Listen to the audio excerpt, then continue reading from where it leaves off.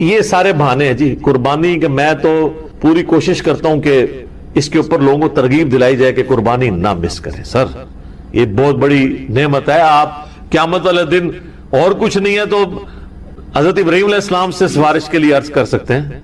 ان کی سنت کو زندہ رکھا، ان کی سنت آپ نے زندہ، سنت ابراہیمی کو زندہ رکھا. جس شخص کو اللہ تعالیٰ نے استطاعت دی ہے اسے ضرور قربانی کرنی چاہیے. میں یہ باتیں اس لیے نہیں کہہ رہا، اللہ کا شکر ہے کہ میں نے یعنی جب سے صاحب استطاعت ہوں کہ میں نے خود سے کمانا شروع کیا ہے، یعنی 15 سال سے زیادہ ہو چکے ہیں، تو میری تو کسی سال میں بھی قربانی مس نہیں ہوئی ہے. نبی علیہ السلام نے بڑے اہتمام کے ساتھ کی ہے، حتیٰ کہ آپ صحیح مسلم میں جو آپ کے آخری حج کی حدیث ہے 2950، جس میں آپ کا فرمان ہے کہ میں اپنے بعد تم میں وہ چیز چھوڑ کے جا رہا ہوں جسے مضبوطی سے پکڑ لوگے کبھی گمراہ نہیں ہوگے، وہ اللہ کی کتاب ہے. مسلم میں جو حدیث ہے 2950 2950 2950 جابر بن عبداللہ سے، وہ بڑی رکت انگیز حدیث ہے.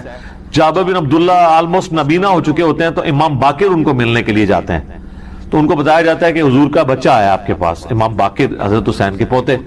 تو وہ ان کو اپنے پاس بٹھاتے ہیں، تو امام باقر اس حدیث کو روایت کرتے ہیں، اور امام باقر سے امام جعفر صادق نے بیان کیا ہے، اور 2 واسطوں سے امام مسلم نے لی ہے.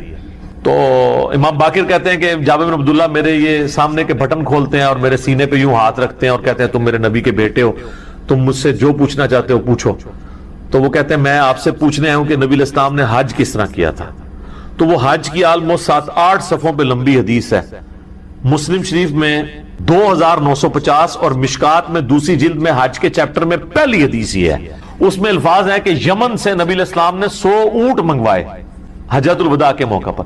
63 اونٹ آپ نے اپنے مبارک ہاتھوں سے نہر کیے ایک حج کے موقع پہ. 63 اونٹ، اور یہ حضور اپنی طرف سے کر رہے ہیں، اور باقی 37 جو ہیں وہ مولا علی کو کہا کہ تم نے کرنا ہے. تو 63 میں اشارہ تھا کہ آپ کی چونکہ زندگی مبارک کے 63 سال ہیں، آپ نے پورے سال ایک سال کی قربانی ایک ہی دفعہ کی ہے. اور اس کے بعد جابر بن عبداللہ کہتے ہیں کہ جب وہ 100 کے 100 اونٹ نہر ہو گئے تو نبی علیہ السلام نے حکم دیا کہ ہر اونٹ میں سے ایک بوٹی لی جائے، اور وہ ساری 100 کی 100 بوٹیاں ایک دیگ میں ڈال کے پکائی گئیں، ہر ایک جانور سے ایک بوٹی لے کے. اور پھر جابر بن عبداللہ کہتے ہیں کہ مولا علی نے اور نبی علیہ السلام نے ایک دسترخوان پہ بیٹھ کے تناول فرمایا. تو وہ پوری کی پوری حدیث جو ہے نا بڑی رکت انگیز ہے پڑھنے والی، نبی علیہ السلام کے آخری حج کا بیان، حجۃ الوداع. تو اس سے بھی یہ یعنی بات پتہ چلی کہ نبی علیہ السلام نے اس سنت کا بڑا اہتمام کیا ہے. لہذا اس چکروں میں تو پڑھنا ہی نہیں چاہیے کہ جناب واجب ہے یا سنت ہے. بھائی سنت ہے کریں، تو یہ سنت ہی ہے، واجب نہیں ہے، لیکن سنت مؤکدہ ہے، سنت دائمہ متواتر اور مسلسل بھی ہے. تو وہ صاحب استطاعت ہے ضرور کرے. جہاں ہم اتنے اور خرچے کرتے ہیں تو قربانی کیوں نہ کرے. اگر کوئی شخص آلریڈی مقروض ہے تو کیا وہ قربانی دینے کے لیے قرضہ اٹھا سکتا ہے یا قربانی نہ دے؟ قربانی کیوں نہ دے جی. کروڑ پتی لوگ بھی مقروض ہیں. یہ بڑے بڑے فیکٹریوں کے مالکوں سے آپ پوچھیں، انہوں نے کروڑوں میں قرضے اٹھائے ہوئے ہیں. وہ اکویٹی تو ان کی 40% ہے، 60% تو ڈیٹ انہوں نے بینکوں سے اٹھایا ہوا ہے. وہ تو سب سے پہلے تو ان کی قربانی ساقط ہو جائے گی. یہ قرضہ جو ہے یہ عارضی قرضہ ہے. یہ اس قرضے کو وہ قرضہ نہیں کہا جاتا کہ جس کی بنیاد پہ قرضہ یہ ہے کہ ایک بندہ قرضے کے تلے اس طرح دب گیا کہ اس کی 2 وقت کی روٹی محال ہو گئی ہے اور وہ روکی سکی کھا کے گزارا کر رہا ہے، اس کو مقروض کہا جاتا ہے. کروڑ پتی لوگوں کو مقروض نہیں کہا جاتا. تو وہ اس طرح نہیں ہے. قرضہ اٹھا کے آپ کریں. یہ کمیٹی آپ نے قرضے ہی تو ڈالی ہوتی ہے، کمیٹی ڈال لیں. بھائی کی شادی کے لیے ڈالتے ہیں کمیٹیاں، اور وہ جوتیاں اور کپڑے ہوں تب بھی نئے لے کے دیتے ہیں بچوں کو. اس کا خرچہ نکالیں تو ایک بیل میں حصہ ڈالنے سے تو کم ہی بنتا ہے. یہ بیل میں حصہ ڈالنا تو اس سے کم ہی بنتا ہے. آج کل ایک ایوریج شادی کے اوپر 15-20 ہزار روپے لگ جاتا ہے. تو سر 12-13 ہزار روپے کا آپ بیل میں حصہ نہیں ڈال سکتے. ضروری ہے کہ آپ نے بکرا ہی لینا ہے، بیل میں حصہ ڈال لیں. تو یہ جو آپ نے کمیٹی بھی ڈالی ہوتی ہے، اگر ایک سپوز لاکھ روپے کی آپ کی کمیٹی نکلی ہے، تیسری یا چوتھی، اور 10,000 روپیہ مہینہ ہے، تو چوتھی آپ نے کمیٹی جب لے لی ہے تو آپ نے ابھی تک تو 40,000 اس کو جمع کروایا ہے نا کمیٹی والے کو. 60,000 تو آپ نے بعد میں کرانے ہیں، لیکن لاکھ روپے آپ نے پہلے ہی اٹھا لیا ہے. تو 60,000 کے تو آپ بھی مقروض ہیں. تو پھر تو دنیا میں کوئی بندہ ہی نہیں بچے گا. یہ سارے بہانے ہیں جی قربانی کے. میں تو پوری کوشش کرتا ہوں کہ اس کے اوپر لوگوں کو ترغیب دلائی جائے کہ قربانی نہ مس کریں. سر یہ بہت بڑی نعمت ہے. آپ قیامت والے دن اور کچھ نہیں ہے تو حضرت ابراہیم علیہ السلام سے سفارش کے لیے عرض کر سکتے ہیں. ان کی سنت کو زندہ رکھا, ان کی سنت آپ نے زندہ, سنت ابراہیمی کو زندہ رکھا. کوئی ایک نیکی اپنے ساتھ رکھیں اور اچھی چیز قربان کریں, ریاکاری کے لیے نہیں. جس طرح وہ یہ بھی دیکھیں آپ, یہ ٹی وی چینلز میں شروع ہو جائے گا. وہ کراچی میں ایک بندہ ہے, وہ جناب بچپن میں ایک بیل اوپر تیسری منزل پہ چوتھی منزل پہ چڑھا لیتا ہے, پھر وہ کرین آتی ہے اس کو اتارنے کے لیے. اس طریقے سے ایک بندہ ہے وہ جناب امریکن بیل منگواتا ہے, اس میں چپیں فٹ ہوئی ہوتی ہیں. اگر یہ وہ اللہ کے لیے اچھا جانور دینا بہت اچھی بات ہے, لیکن اس کی نمائش نہیں ہونی چاہیے. ریاکاری ہوئی تو امال برباد ہونے کا خدشہ ہے. مسند عمل میں حدیث ہے, جس نے دکھلاوے کے لیے نماز پڑھی اس نے شرک کیا, حالانکہ پڑھی نماز ہے. دکھلاوے کے لیے روزہ رکھا اس نے شرک کیا, اور دکھلاوے کے لیے اللہ کی راہ میں صدقہ کیا, یہ صدقہ ہی ہے نا اللہ کی راہ میں قربانی کرنا, تو اس نے شرک کیا. یہ باتیں کرنا صرف آسان ہے, دین کے اوپر چلنا بڑا مشکل کام ہے. تو جناب قرضہ اٹھانا پڑتا ہے تو کوئی مسئلہ نہیں. قرضہ کیا, آپ کو سب مر چلے ہیں قرضہ اٹھا, کمیٹی ڈال لیں, پلان کریں قربانی کے لیے. اگر آپ نے ہر مہینے میں بھی 1000 روپے علیحدہ کیا ہو نا, سال بعد 12,000 روپے بن جاتا ہے, آپ ایک حصہ ڈال ہی سکتے ہیں. تو اس کو جس طرح باقی خرچے رکھے ہوئے ہیں نا, بچوں کی فیس, بچوں کی فیسیں آج کل 2000 سے تو سٹارٹ ہو رہی ہے ایک عام نارمل سکول کے اندر, تو 24,000 روپے تو آپ بچوں کی فیس بھی سال کی دے رہے ہیں. تو سال میں 1000 روپے علیحدہ کر کے آپ اللہ کی راہ میں قربانی نہیں کر سکتے. کرنی چاہیے. ایون قرضہ بھی اٹھانا پڑتا ہے, ضرور اٹھائیں, کریں, کیونکہ یہ قرضہ ایسا نہیں ہے کہ جو آپ کی گردن کو دبوچ لے گا, آپ آسانی سے اتار لیں گے. 12-13,000 روپے کیا چیز ہے. اب اس چکر میں نہ پڑ جائے کہ میں نے جا کے 50,000 روپے دی کوئی بیتل بکری جا کے لینی ہے, تو وہ تو ظاہر ہے اتنا بڑا ہاتھ بھی نہ ڈالیں آپ. ٹھیک ہے, نارمل قربانی کر لیں. بھی اگلا سوال ہے, اگر ایک خاندان میں ایک سے زیادہ لوگ مالی طور پر استطاعت رکھتے ہوں تو سب لوگوں کو الگ الگ قربانی دینا ہوگی, یا ایک خاندان کی جانب سے ایک قربانی کر دینا ہی کافی ہے؟ بہتر ہے جی سب الگ الگ دیں. دیکھیں یہ فضیلت ہے, ہر بندے نے اپنی قبر میں جانا ہے, وہ اللہ کے حضور کیوں نہ قربانی لے کے جائے. ان صلاتی و نسکی و محیایا و مماتی للہ رب العالمین. رہا شرعی مسئلہ تو یہ ہے کہ ایک خاندان کی طرف سے ایک قربانی کافی ہے. وہ سنن ابن ماجہ میں بھی اور جامع ترمذی میں حدیث موجود ہے. ابو ایوب انصاری رضی اللہ تعالیٰ عنہ سے جب پوچھا گیا تو انہوں نے فرمایا کہ ہم نبی علیہ السلام کے زمانے میں ایک خاندان کی طرف سے ایک ہی بکری قربان کیا کرتے تھے. پھر بعد میں جب لوگ باہم دولت میں ایک دوسرے پہ فخر کرنا شروع کر دیا تو پھر ایک سے زیادہ لوگ جانور قربان کرنا شروع کر دیا لوگوں نے. اور ایک اور حدیث ہے سنن ابن ماجہ میں بھی, المستدرک للحاکم میں, ایک اور صحابی کہتے ہیں کہ ہم تو ہمیشہ سے پورے خاندان کی طرف سے ایک ہی جانور قربان کیا کرتے تھے, بکری یا بکرا, لیکن اب میرے گھر والے مجھے اکساتے ہیں, تو ہم یعنی ایک دوسرے پہ روب ڈالنے کے لیے کہ ہمسایوں نے تو 3 بکرے دیے ہیں, تم کیوں ہے. یہ صحابہ کے زمانے میں بھی ہے. یہ وہ جو ایک خاندانی ٹسل ہے, یہ تو وہ صحابی کہتے ہیں اب مجبوراً ہمیں اپنے گھر والوں کے اکسانے کے الفاظ ہیں, اکسانے پہ ہم بھی 1-2 بکرے زیادہ کر دیتے ہیں, ورنہ شرعی مسئلہ یہی ہے کہ ایک خاندان کی طرف سے ایک قربانی. یہ خاندان سے مراد ایک چولہا ہے. ایک چولہا اس اعتبار سے کہ میاں بیوی بچے. اب آپ کو گھر ایسا لے آئیں گے جہاں پہ 5 فیملیز رہ رہی ہیں اور چولہا ایک ہو تو وہ آپ کہیں گے ایک قربانی نہیں, وہ 5 خاندان ہے. چولہا عموماً بولا جاتا ہے. تو اگر 5 گھر میں خاندان ہے, ویسے خرچے ان کے علیحدہ ہیں, صرف ایک چولہا اکٹھا ہونے سے یہ نہیں ہوگا کوئی ایک خاندان بنے گا. میاں بیوی بچے یہ ایک خاندان ہے, چاہے وہ 5 بھائی اکٹھے رہ رہے ہیں, چولہا اکٹھا جل رہا ہے, پھر بھی وہ 5 خاندان تصور ہوں گے. ہر ایک خاندان کو اپنی قربانی الگ سے دینی چاہیے. اچھا یہ بھی بعض لوگوں میں مشہور ہے کہ جی 7 ضروری پورے کر رہے ہیں. نہیں, 7 زیادہ سے زیادہ, ایک بندہ بھی ایک گائے دے سکتا ہے, 2 بندے بھی مل کے ایک گائے دے سکتے ہیں. بکرا نہیں 2 بندے مل کے دے سکتے, گائے. اب یہ روایت جو ہے نا جی یہ کمزور ہے, اس میں شریک القاضی مدلس ہیں اور ان سے روایت کر رہے ہیں سما کی تصدیق. امام ترمذی نے اس حدیث کو لیا ہے لیکن اس پہ جرح کوئی نہیں کیا ہے, لیکن ساتھ ہی انہوں نے عبداللہ بن مبارک کا قول نقل کیا ہے کہ میت کی طرف سے قربانی درست نہیں ہے, اور اگر کوئی قربانی کرے گا تو وہ صدقہ شمار ہوگی. جس طرح کہ میت کی طرف سے آپ صدقہ اور خیرات تو کر سکتے, میت کو تو ثواب پہنچتا ہے صدقہ اور خیرات کا. مسئلہ 74 میرا اصالہ ثواب کے اوپر ریکارڈڈ موجود. اور پھر عبداللہ بن عمر فرماتے ہیں کہ جو میت کی طرف سے قربانی کی جائے گی نا, پھر وہ چونکہ صدقہ ہے میت کی طرف سے, وہ سارے کا سارا اللہ کی راہ میں خرچ کر. اور پھر اس میں امپلائڈ ہے کہ پھر گائے میں حصہ نہیں ڈال سکتا, وہ پورا بکرا ہی میت کی طرف, اور بیسیکلی وہ قربانی نہیں ہو رہی ہوگی بلکہ وہ صدقہ ہو رہا ہوگا, اور وہ آپ خود نہیں کھا سکتے اصالہ ثواب کے لیے. باقی جو لوگ اب اس معاملے میں اجتہاداً کہتے ہیں کہ میت کی طرف سے قربانی ہو سکتی ہے اور نبی علیہ السلام کی طرف سے بھی ہو سکتی ہے, اس کی دلیل وہ پکڑتے ہیں وہ مسلم کی ہے کہ نبی علیہ السلام نے جب چتکبرے مینڈے قربان کیے تو آپ نے الفاظ اس کے اللہم تقبل من محمد و آل محمد و امت محمد، کہ اے اللہ اسے قبول کر لے محمد صلی اللہ علیہ وآلہ وسلم کی طرف سے، ان کی آل کی طرف سے، اور ان کی تو یہ تو نبی علیہ السلام کی خصوصیت تھی، کیونکہ النبی اولا بالمؤمن انفسہم و ازواجہم امہاتہم، نبی صلی اللہ علیہ وآلہ وسلم مومنین کی جانوں پر اس سے بڑھ کر حق رکھتے ہیں، اور مومن کی مائیں ہیں ان کی بیوی نبی علیہ السلام۔ اس کانٹیکسٹ میں ایک حدیث بخاری مسلم میں ہے کہ جب اللہ تعالیٰ نے نبی علیہ السلام کو وسعت دی تو جب کبھی کوئی مقروض کا جنازہ لایا جاتا تھا نا، اس وسعت سے پہلے تو آپ کہتے تھے کہ جب تک اس کا قرضہ نہیں اترتا میں اور جب مقروض کا جنازہ وسعت کے بعد آتا تو آپ فرماتے ہیں کہ قرآن میں آیت ہے النبی اولا بالمؤمن انفسہم و ازواجہ امہاتہم، تو میں سب سے زیادہ حقدار ہوں کہ میں اس کا قرض اتنی۔ آپ علیہ السلام نے یعنی خالی اس رشتے کو اویل نہیں کیا۔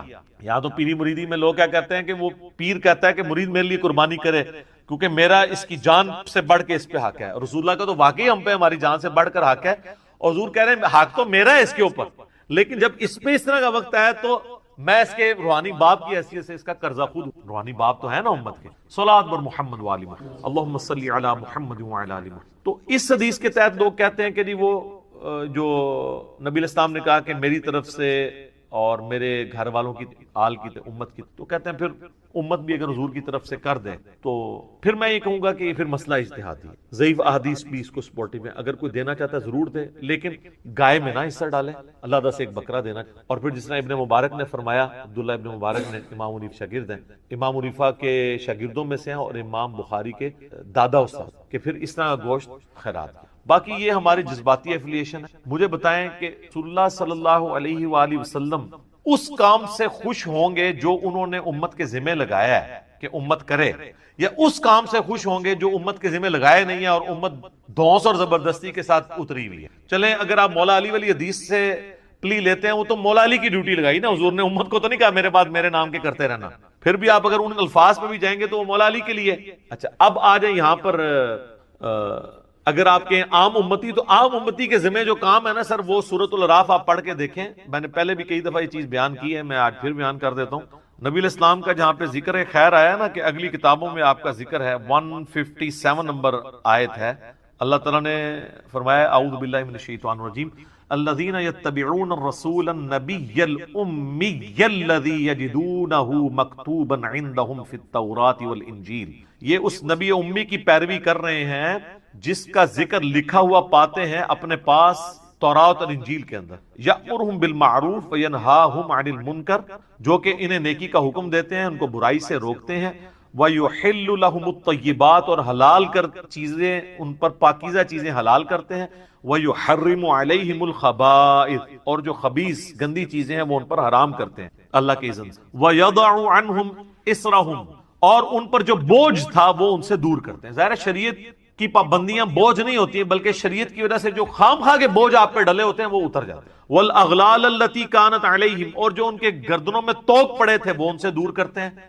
خام خواہ کے ایک ان کی روایتیں چل رہی تھیں، جس طرح یہاں بھی آپ دیکھ لیں، جو ایک اللہ کا ہوتا ہے وہ پھر کسی بابے سے نہیں ڈرتا، اور جو اللہ کا نہیں ہوتا وہ جو قبر دیکھتا ہے، جو جھنڈا دیکھتا ہے اس کے آگے، یہ ڈرائیوروں کو آپ دیکھیں نا، راستے میں جتنے مزار ہیں نا دور سے یوں کرتے جاتے ہیں، یہ ان کی گردنوں میں توق ہے نا، اتنے ڈرے ہوئے ہیں، دور دور سے یوں کر رہے ہوتے ہیں۔ تو نبی علیہ السلام نے سب جھوٹے خداؤں کو سائڈ پہ کر کے ایک خدا کا تعارف کروایا، اور ہم نے آپ کو سارے جھوٹے بابوں سے ہٹا کے رسول اللہ کے قدموں تک پہنچایا۔ ما ضل صاحبکم وما غوی صلی اللہ علیہ وآلہ وسلم۔ پھر اللہ تعالیٰ فرماتا ہے فالذین آمنوا بہ، پس جو لوگ ان پر ایمان لائے، وعزروہ ونصروہ، اور ان کی عزت کی اور ان کی مدد کی، واتبعوا النور الذی انزل معہ، اور پیروی کی اس نور کی یعنی قرآن کی جو ان کے ساتھ نازل ہوا، اولئک هم المفلحون، ایسے ہی لوگ ہیں جو فلاح پا گئے۔ تو اللہ تعالیٰ فرما رہا ہے کہ رسول اللہ صلی اللہ علیہ وآلہ وسلم کے ساتھ محبت کا تقاضا یہ ہے کہ آپ ان پر ایمان لاؤ،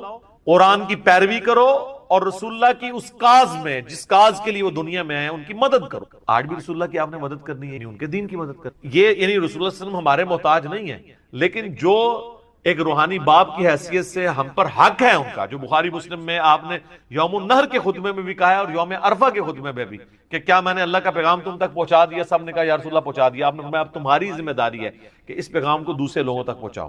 پھر 3 دفعہ آپ نے گواہ بھی کیا، اللہم اشہد اللہم اشہد اللہم اشہد، اے اللہ گواہ رہنا، اے اللہ گواہ رہنا، گواہ رہنا، یہ لوگ مان رہے ہیں کہ میں نے پیغام پہنچا۔ تو نبی علیہ السلام اس کو شہادت علی الناس کہتے ہیں، اللہ کے گواہ بن کے انسانیت کے اوپر کھڑا ہونا۔ تو یہ آپ کی ذمہ داری ہے.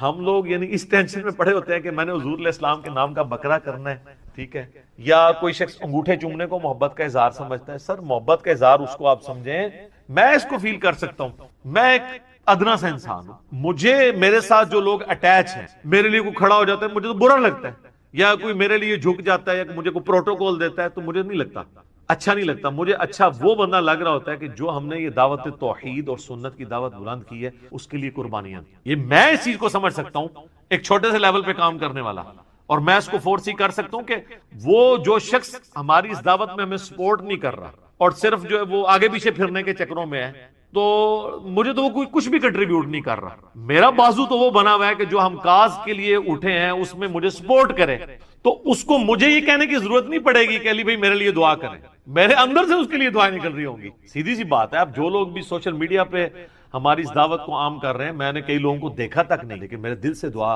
کوئی اچھا کلپ کسی نے اچھا تھمبنیل بنایا, میں اس کے لیے دعا میرے دل سے نکلتی, یار یہ کاز میں ہمیں سپورٹ کر رہا ہے. رسول اللہ صلی اللہ علیہ وآلہ وسلم کے تو ذمہ اتنی بڑی ذمہ داری اللہ نے لگائی ہے, وَمَا أَرْسَلْنَاكَ إِلَّا كَافَّةً لِلنَّاسِ بَشِيرًا وَنَذِيرًا, پوری انسانیت کے لیے آپ کو ڈر سنانے والا اور خوشخبری سنانے والا بنا کے بھیجا گیا. تو آپ علیہ السلام کی تو خوشی اس میں ہوگی کہ آپ کے ہم میسج کو آگے لے کے چلیں, نہ کہ قربانی کے دنوں میں ہم اس چکر میں پڑ دیں کہ نبی علیہ السلام کے نام کا بکرا کرنا ہے نہیں کرنا. کئی لوگ تو ایسے ہیں جو کہتے ہیں ہمارے پاس ایک ہی بکرے کے پیسے تھے تو ہم نے نبی علیہ السلام کے نام کا کر دیا, اپنا کیا ہی نہیں ہے. یہ کون سی شریعت میں عمل ہو رہا ہے؟ رسول اللہ صلی اللہ علیہ وآلہ وسلم اس عمل سے خوش ہوں گے جو آپ چاہتے ہیں. آپ کی عزت کا کوئی بھی معیار جو آپ نے رکھا ہے وہ قابل قبول ہوگا, اور جو آپ صلی اللہ علیہ وآلہ وسلم نے نہیں رکھا وہ مردود بھی ہو سکتا ہے قابل, لیکن وہ تو ڈیفینیٹلی قابل قبول ہے جو آپ نے رکھا ہے. جامعہ ترمذی میں موجود ہے, ابو داؤد اور ابن ماجہ میں ڈیٹیل حدیث ہے, اور اس حدیث کے اندر شریک القاضی مدلس ہے, لیکن سما کی تصریح سنن کبریٰ البیہقی میں موجود ہے کہ ایک صحابی قیس بن سعد کہتے ہیں میں کوفے کے پاس ہیرا نامی شہر میں گیا تو صلی اللہ علیہ وآلہ وسلم نے اپنی عزت اور تعظیم کا وہ راستہ جو شرکی کیٹیگری میں فال کر سکتا تھا یا آپ کی تعلیمات کے خلاف تھا, اس کو سائیڈ پہ کر کے آپ نے کہا یہ کام ہے کرنے. آپ دیکھیں کئی صحابہ ہیں جو حضور کی وفات کے وقت وہاں موجود نہیں تھے. وہ بڑی دردناک حدیث ہے, معاذ بن جبل کو جب حضور علیہ السلام نے یمن کا گورنر بنا کے بھیجا تو آپ جو ہے وہ گھوڑے کے ساتھ پیدل چل رہے تھے اور چھوڑنے آئے, اور آپ نے پھر فرمایا تھا کہ ہو سکتا ہے معاذ اب اگلی دفعہ آؤ تو میری قبر پہ آؤ. تو انہوں نے کہا یا رسول اللہ میں تو میں آپ کا آخری دیدار بھی نہیں کر سکوں. سر پوری زندگی انہوں نے قربانیاں ساتھ دی تھی, وہ تو زیادہ حقدار تھے کہ وہ حضور کے ساتھ, لیکن ان کو پتا تھا یار حضور کی کاز کے لیے ہم جا رہے ہیں. حجۃ الوداع کے موقع پر صحابہ کرام نکلے ہیں تو پھر جناب لوگوں کو پتا نہیں کہاں کہاں انہوں نے پیغام پہنچایا. جو قادسیہ یرموک لڑنے کے لیے گئے ہیں وہ تو اپنی لائف کنکلوڈ کر کے گئے ہیں, کتنے لوگ شہید بھی ہو گئے وہاں پہ. تو یہ آپ حضور کے نام کے جانور دینے کی بجائے نا سر حضور کی کاز کے لیے آپ جو اللہ تعالیٰ کی آپ سے ریکوائرمنٹ ہے, جو نبی علیہ السلام کی ریکوائرمنٹ ہے. جامعہ ترمذی ابو داؤد میں حدیث ہے, نبی علیہ السلام فرمایا اللہ اس کا چہرہ خوش و خرم رکھے جو ہماری حدیث سنے اور آگے لوگوں تک پہنچائے.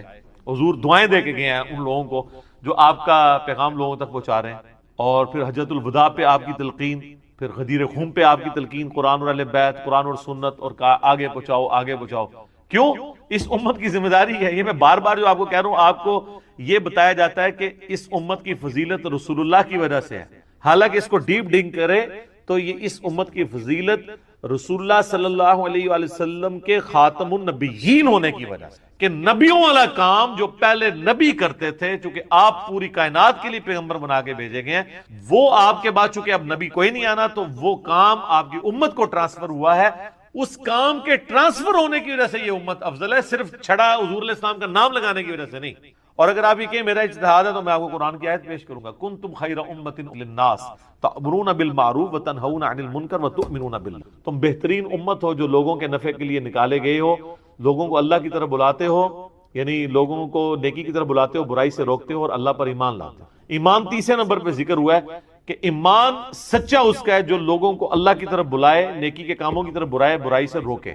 تو نبی علیہ السلام کا منصب تو یہ تھا, اور آپ کی مدد آپ نے اس طریقے سے کریں. یہ حضرت عیسیٰ علیہ السلام اپنے ساتھیوں سے جب کہہ رہے ہیں من انصاری اللہ, تو کوئی مطلب نعوذ باللہ من ذالک کو دنیاوی طور پہ کوئی فوڈ چین کھولنے کے لیے تو نہیں وہ کہہ رہے تھے, دین کے مدد کے لیے. تو حواری وقال الحواریون نحن انصار اللہ، ہم جو ہیں وہ اللہ کے مددگار، اس کے دین کے مددگار. تو رسول اللہ کے نام کے بکرے قربان کرنے کی بجائے نا آپ دین میں ان کے لیے مدد اور اس دین کے پیغام کو، یہ ہے کام کا. تو باقی ساری چیزیں تو ثانوی ہیں. باقی آپ اصالہ ثواب کے اوپر مسئلہ 74 میرا دیکھ لیں. 10 لاکھ سے زیادہ لوگ یوٹیوب پہ ویڈیو دیکھ چکے، بلکہ 1.2 یا 1.3 ملین کے قریب لوگ دیکھ. میں نے اصالہ ثواب کی ساری شکل اس کیٹیگری میں فال کرے گا. قربانی والا مسئلہ جو ہے مختلف ہے، باقی وہ جو ہے اسے سارا لیتے ہیں، وہ روایتیں کم، پر زیادہ سے زیادہ مولا علی کی خصوصیت ہو. اور باقی رہا رسول اللہ کا کہنا کہ محمد آل محمد اور امت محمد کی طرف سے قبول کر، تو یہ نبی علیہ السلام کی خصوصیت. ورنہ تو آپ بھی جب پھر قربانی کریں تو آپ بھی کیا پھر یہ ساتھ کہیں گے کہ میری طرف سے، میرے گھر والوں کی طرف سے، رسول اللہ کی طرف سے اور پوری امت کی طرف سے قبول کر، لہذا پوری امت میں کرنے کی ضرورت ہی نہیں ہے. اس طرح تو نہیں ہے. تو اس جو خصوصیت والی چیز ہے اس کو اس طریقے سے. پوائنٹ نمبر 13، تو یہ سب سے بڑا تھا. تھوڑے سے پوائنٹس رہ گئے، انشاءاللہ تھوڑے دیر میں یہ کور ہو جائیں گے کہ گوشت کے کتنے حصے کیے جائیں. یہ بھی بڑا کریٹیکل مسئلہ ہے. تو کوئی صحیح حدیث تو دور کی بات، ضعیف روایت بھی نہیں ہے کہ گوشت کے 3 حصے کیے جائیں، ایک رشتہ داروں کے لیے، ایک غریبوں کے لیے، ایک اپنے لیے. سارا خود بھی کھا سکتے ہیں، کوئی مسئلہ نہیں ہے، لیکن پریفریبل یہ ہے کہ غریبوں اور محتاجوں کو بھی کھلایا جائے. وہ میں انشاءاللہ بتا دوں گا بعد میں. اور وہ ہے اگلا پوائنٹ. اور یہاں بات یاد رکھیں، حنفی بھی یہ بات نہیں مانتے. ان کے علماء ضرور کہتے ہیں کہ 3 حصے کریں، لیکن وہ بھی یہ بات ان کی کتابوں میں موجود ہے کہ 3 حصے کرنا ضروری نہیں، سارا خود بھی کھا سکتے ہیں. وہ پوائنٹ نمبر 14 ہے کہ سورۃ الحج کی آیت نمبر 28 میں اللہ تعالیٰ نے فرمایا، اور وہ میں آیت انشاءاللہ آخر میں پڑھ بھی دوں گا، کہ آپ صلی اللہ علیہ وسلم پر یہ آیت مبارکہ جو نازل ہوئی اس میں فرمایا گیا کہ قربانی جب حج کی کرو تو خود بھی کھاؤ اور محتاجوں اور غریبوں کو بھی کھلاؤ. تو کیٹاگوریکل مینشن ہوا کہ خود بھی کھانا ہے اور غریبوں کو بھی کھلانا ہے. اور صحیح بخاری اور صحیح مسلم کی متفق علیہ حدیث ہے، آپ صلی اللہ علیہ وسلم نے فرمایا، تم میں سے جس نے بھی قربانی کی ہے تو 3 دن سے زیادہ وہ اپنے گھر گوشت سٹور نہ کرے. پھر اگلے سال آپ صلی اللہ علیہ وسلم سے صحابہ نے پوچھا، یا رسول اللہ آپ نے پچھلی دفعہ تو کہا تھا 3 دن سے زیادہ گوشت نہیں رکھنا، تو اس سال بھی ہم یہی کریں؟ تو آپ صلی اللہ علیہ وسلم فرمایا، نہیں، پچھلے سال میں نے اس لیے کہا تھا کہ قحط کا زمانہ تھا اور میں نہیں چاہتا تھا تم سارا گوشت جو ہے وہ اپنے پاس رکھو، اپنے غریب بھائیوں کو بھی کھلاؤ، اس لیے میں نے تم پر یہ پابندی لگائی تھی کہ 3 دن سے زیادہ گوشت سٹور نہیں کرنا اور سارا صدقہ اور خیرات کر دینا ہے. اب گوشت خود بھی کھاؤ، غریبوں کو بھی کھلاؤ اور ذخیرہ بھی کر لو. یہ بخاری اور مسلم متفق علیہ حدیث ہے. اس حدیث میں بھی اشارہ مل گیا کہ قربانی کے 3 دن ہے، اشارہ ملا، 3 دن سے زیادہ نہیں رکھنا. اور یہ بھی پوائنٹ شیخ زبیر علی زئی صاحب نے ایکسپلور کیا، اور واقعی حقیقت بات ہے کہ اس کے اندر امپلائڈ ہے کہ 3 دن قربانی ہے. بخاری مسلم کی حدیث میں 3 دن سے زیادہ گوشت نہیں رکھنا. پوائنٹ نمبر 15 نمبر، کیا قربانی کے گوشت تک روزہ رکھا جائے گا؟ یہ بھی پوائنٹ ہے. اکثر لوگوں میں یہ مشہور ہے کہ جی وہ گوشت پکے گا پھر آپ نے روزہ کھولنا ہے. دیکھیں اندازہ کریں، حالانکہ میں پہلے بھی بتا چکا کہ بخاری اور مسلم کی متفق علیہ حدیث ہے کہ 2 دن تو روزہ ہے ہی نہیں ہے، عید الفطر اور عید الاضحیٰ. اور صحیح مسلم ہے کہ یوم تشریق بھی کھانے پینے کے دن ہے، ان میں بھی روزے سے اوائڈ کرنا چاہیے، کھانے پینے کے دن. یہ پتہ نہیں مسئلہ کہاں سے نکالا. البتہ ایک بات ضرور ہے، وہ جامعہ ترمذی میں صحیح سند کے ساتھ کہ آپ صلی اللہ علیہ وسلم نے فرمایا کہ جو عید الفطر کے لیے آپ صلی اللہ علیہ وسلم جب جایا کرتے تھے تو آپ صلی اللہ علیہ وسلم گھر سے کچھ کھا کر جایا کرتے تھے چھوٹی عید کی، اور بڑی عید کے لیے جب آپ صلی اللہ علیہ وسلم جایا کرتے تو بغیر کھائے پیے جایا کرتے اور واپسی پر آ کر کھایا کرتے. اس میں یہ موجود نہیں کہ وہ گوشت پکا کے کھاتے تھے، بس یہ کہ واپسی پر آ کر کھاتے تھے، یعنی جاتے وقت کچھ نہیں کھانا. البتہ یہ ضرور ہے کہ اگر جلدی قربانی ہو جاتی ہے بالکل ارلی ان دا مارننگ، تو سب سے بہتر یہ ہے کہ آپ اسی گوشت کے ساتھ ناشتہ کریں. لیکن وہ قربانی ہونی ہے 2 دن، دوسرے دن اگر آپ کو ٹائم دیا ہوا ہے کسی مدرسے والے تو 2 دن کا روزہ رکھیں گے، تو یہ عقلی طور پہ ہی غلط ہے بات. دیکھیں نا، عقل میں نہیں بات بیٹھتی. یہ ہو گیا وہ الزامی جواب جس کو پنجابی میں پھکی کہتے ہیں. تو جس کو تیسرا دن ملا تو بندہ ہی مارا جائے گا عید کے چکر میں. تو یہ بات سمجھ لیں کہ عید کے بعد کھانا، یعنی عید سے پہلے کھانا نہیں، عید کے بعد آ کر کھائیں. تو یہ نہیں. ہاں یہ ضرور ہے الحمدللہ صحیح مسلم میں مولا علی رضی اللہ تعالیٰ عنہ 100 اونٹ لے کر آئے یمن سے حج کے موقع پر. صحیح مسلم میں وہ ڈیٹیل حدیث ہے. یہ وہی حدیث ہے 2950 نمبر حدیث جس میں حجۃ الوداع کا حضور کا خطبہ بھی ہے. میں اپنے بعد تم میں وہ چیز چھوڑ کر جا رہا ہوں، اگر مضبوطی سے پکڑ لیا کبھی گمراہ نہیں ہوگے. وہ اللہ کی کتاب ہے. صحیح مسلم میں اللہ کی کتاب. جابر بن عبداللہ رضی اللہ تعالیٰ عنہ سے پھر جابر بن عبداللہ کہتے ہیں کہ سیدنا علی 100 اونٹ لے کر آئے. نبی صلی اللہ علیہ وسلم نے اپنے مبارک ہاتھوں سے 63 اونٹ قربان کیے، اور اس میں اشارہ موجود تھا کہ یہ آپ کا آخری سال ہے، کیونکہ 63 سال ہی آپ کی زندگی ہوئی. آپ نے پوری زندگی کی قربانیاں ایک دفعہ کی 63 اونٹ. یہ تو بعد میں پتا چلا نا. اور بخاری اور مسلم میں حدیث ہے بڑی رکت والی صحابہ کہتے ہیں حضور ہم میں موجود تھے اور ہم کہا کرتے تھے یہ حجۃ الوداع ہے، یہ واو پہ زبر ہے، ودا نہیں لفظ ہوتا، حجۃ الوداع، لیکن ہمیں اس وقت نہیں پتا تھا ہم اسے حجۃ الوداع کیوں کہتے ہیں، حالانکہ یہ الوداع ہی تھا، تو بعد میں پتا چلا یہ حجۃ الوداع کیوں ہے، آپ صلی اللہ علیہ وسلم کا وہ آخری سال تھا۔ تو حجۃ الوداع کے موقع پر آپ صلی اللہ علیہ وسلم نے 63 اونٹ اپنے مبارک ہاتھوں سے قربان کیے اور پھر 37 اونٹ سیدنا علی کو کہا کہ تم قربان کرو، تو سیدنا علی نے وہ 37 اونٹ قربان کر کے 100 کا ہنسا پورا کیا۔ پھر جابر بن عبداللہ کہتے ہیں آپ صلی اللہ علیہ وسلم نے حکم فرمایا کہ ہر اونٹ میں سے ایک ایک گوشت کی بوٹی لی جائے، 100 اونٹوں میں سے، اور پھر اس کو ایک دیگ میں پکایا جائے، یعنی 100 اونٹوں کی ایک ایک بوٹی لے کر وہ پھر دیگ میں پکائی گئی، پھر گوشت اس کا تیار ہوا، تو جابر بن عبداللہ کہتے ہیں پھر ان دونوں نے بیٹھ کر کھایا، کس نے؟ نبی صلی اللہ علیہ وسلم اور سیدنا علی رضی اللہ عنہ۔ تو لیکن یہاں پر یہ کریٹیکل مسئلہ بھی سمجھ لیں کہ اونٹ کا گوشت کھانے سے وضو ٹوٹ جاتا ہے، یہ صحیح مسلم میں حدیث۔ آپ صلی اللہ علیہ وسلم نے پوچھا گیا یا رسول اللہ صلی اللہ علیہ وسلم ہم بکری کا گوشت کھا کر وضو دوبارہ کریں؟ فرمایا مرضی ہے، کر لو، ٹھیک، نہ کرو تو کوئی حرج نہیں۔ پھر پوچھا اونٹ کا گوشت کھا کے، فرمایا کہ اونٹ کا گوشت اگر کھاؤ تو پھر وضو دوبارہ کرو۔ اس میں وہ جو ایک عجیب سا قصہ مشہور ہے کہ وہ کسی صحابی کی ہوا خارج ہو گئی تھی، تو آپ صلی اللہ علیہ وسلم نے فرمایا جس نے اونٹ کا گوشت کھایا وہ جا کے وضو دوبارہ کرے، وہ روایت کوئی ثابت نہیں ہے، اس میں تو واضح صحابی خود پوچھ رہے ہیں کہ بکری کا گوشت کھا کے، فرمایا نہیں کرنا، اونٹ کا گوشت فرمایا کرنا ہے، تو اونٹ کا گوشت کھانے سے وضو ٹوٹ جاتا ہے۔ وضو، غسل، تیمم اور طہارت کے مسائل پر میری پوری گفتگو ہے اہلسنتپاک.com پر، مسئلہ نمبر 42 کے نام سے 2 گھنٹے اور 20 منٹ کی، اس میں میں نے ڈیٹیل کے ساتھ احکام بتائے ہیں۔ اب الحمدللہ 5-7 منٹ میں یہ آخری 2 پوائنٹ کور ہوں گے اور ہماری گفتگو الحمدللہ کنکلوڈ ہو جائے گی۔ Point number 16، second last point, کھال کا مصرف کیا ہونا چاہیے، کیونکہ کھال تو بڑی مصیبت بن گئی ہے۔ پہلے تو خالی مولوی لڑتے تھے کھالوں کے لیے، اور ان کا بس چلے تو آپ کی کھال بھی عید والے دن اتار کے لے جائیں اور جا کے اس کو بیچ کے تو اس سے جو ہے چندہ اکٹھا کریں۔ لیکن اب سیاسی جماعتیں بھی میدان عمل میں اتر آئی ہیں، خصوصاً کراچی شہر کے اندر تو عید قرباں پر قتل ہو جاتے ہیں کھال کے چکر، وہ 1,500-2 ہزار کی کھال ہوتی ہے اور بندہ مار دیتے ہیں، یہ کھال ہم نے لے کے جانی، وہ کہتے ہیں ہم نے لے کے جانی۔ پھر ایک ایک مکتبہ فکر میں، بریلویوں میں، دیوبندیوں میں، اہل حدیث، اہل تشیع میں، ان میں بھی جتنی پارٹیاں بنی وہ آپس میں کھال کے پیچھے لڑتے ہیں، اور بعض لوگ تو بےچارے صرف اس لیے 2 قربانیاں کرتے ہیں کہ ایک پارٹی کو ایک کھال دیں گے، دوسرے کو دوسرے، تاکہ دونوں خوش رہیں۔ ٹھیک ہے، یہ بالکل حقیقت ہے، اور یہ سارا مسئلہ جو ہوا ہے نا وہ ہوا ہے فتنہ مال۔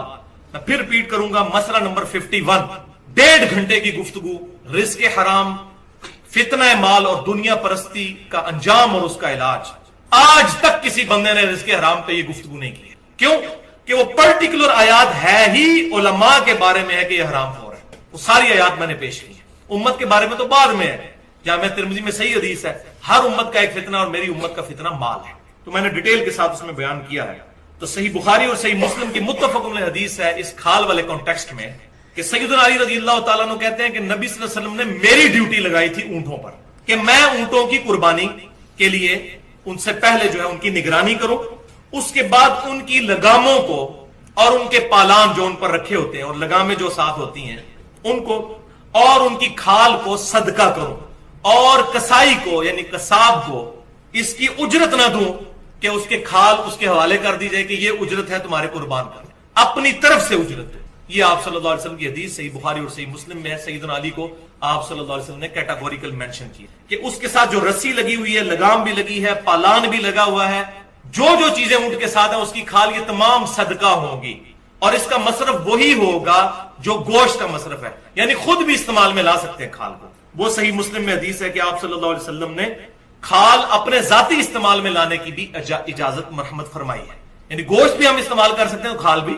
اس وقت صحابہ کرام علیہم رضوان گھروں میں مسلح بنا لیا کرتے تھے کھالوں کا، ڈول بنا لیا کرتے تھے اس چمڑے کا، خود استعمال کر سکتے ہیں۔ اب مصرف کیا ہے اس کا؟ تو بھائیو پہلا مصرف تو یہ ہے کہ غریب رشتہ داروں کو صدقہ اور خیرات کیا جائے، کیونکہ قرآن پاک میں سب سے زیادہ زور جو ہے وہ رشتہ داروں سے حسن سلوک۔ اس کے بعد جو جو بھی لوگ دین کے لیے کام کر رہے ہیں یا این جی اوز ہیں، مثال کے طور پر عیدی ویلفیئر ٹرسٹ والے ہیں، شوکت خانم والے ہیں، اسی طریقے سے الخدمت فاؤنڈیشن ہے جماعت اسلامی کی، وہ ہیں، اسی طریقے سے فلاح انسانیت جماعت الدعوہ کی ایک ونگ ہے جو یہ کام کر رہے ہیں، تو جو جو بھی خدمت خلق کے لیے کام کر رہا ہے ان کو بھی دے جا سکتی ہے کھال، الحمدللہ، اس میں کوئی مسئلہ نہیں۔ پوائنٹ نمبر 17، آخری پوائنٹ، اور یہ خصوصاً بیرون ملک مقیم مسلمانوں کے لیے۔ کیا غیر مسلم کو قربانی کا گوشت دیا جا سکتا ہے یا نہیں؟ انشاءاللہ میری علم کے حد تک اب کوئی مسئلہ ایسا نہیں جو میں نے ایڈریس نہ کیا ہو. تو یہ مسئلہ بھی اب سمجھ لیجئے کہ قرآن پاک میں کیٹاگوریکل یہ سٹیٹمنٹ ہے. سورۃ الحج آیت نمبر 28، بسم اللہ الرحمن الرحیم، فَكُلُوا مِنْهَا وَأَطْعِمُوا الْبَائِسَ الْفَقِيرَ. تو جب یہ قربان کر چکو جانور تو اس میں سے خود بھی کھاؤ اور محتاج غریبوں کو بھی کھلاؤ.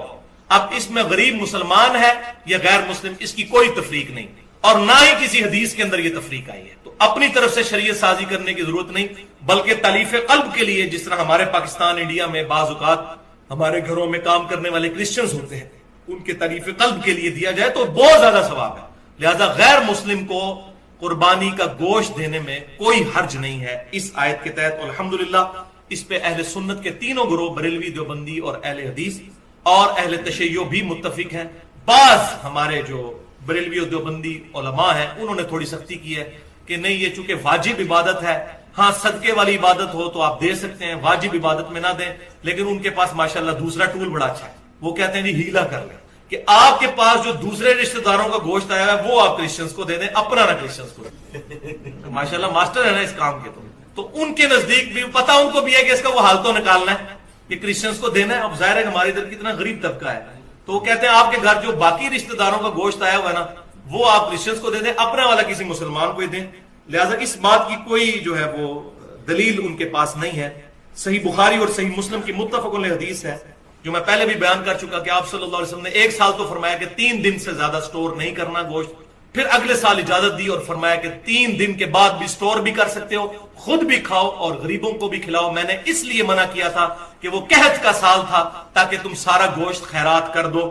لہٰذا اس کے تحت اجتہادی یہ مسئلہ نکلتا ہے کہ آج بھی ہماری گورنمنٹ آف پاکستان اگر کوئی قحط والا معاملہ ہو جائے یا کوئی نیچرل ڈیزاسٹر ہو جائے، جیسا کہ کبھی زلزلہ یا سیلاب آ جاتا ہے، تو گورنمنٹ آف پاکستان اگر ایک ایگزیکٹو آرڈر یہ جاری کر دے کہ جو قربانی کا گوشت ہے بس تھوڑا سا اپنے گھر میں رکھیں اور باقی سب گورنمنٹ کے پاس جمع کروائیں تاکہ ان غریب لوگوں تک پہنچایا جائے، تو یہ بالکل جائز ہے، یہ کیا جا سکتا ہے ایگزیکٹو آرڈر کے طور پر. تو اور الحمدللہ یہ کام کر رہے ہیں، ہماری جو تنظیمیں جتنی کام کر رہی ہیں، چاہے عیدی والے ہوں یا اس طریقے سے الخدمت فاؤنڈیشن والے ہوں یا فلاح انسانیت جو جماعت الدعوہ والوں کی ہے، ان سے ہمارا اختلاف اپنی جگہ جو ہے، لیکن جو اچھی بات کسی کی بھی اس کی تعریف کرنی چاہیے.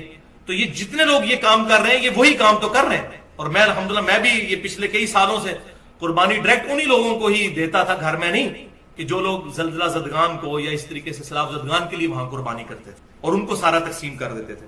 تو لہٰذا یہ معاملہ ہو سکتا ہے، اس کی اجازت ہے. تو یہ الحمدللہ ایشوز جو ہے سارے قربانی کے حوالے سے کنکلوڈ ہوئے.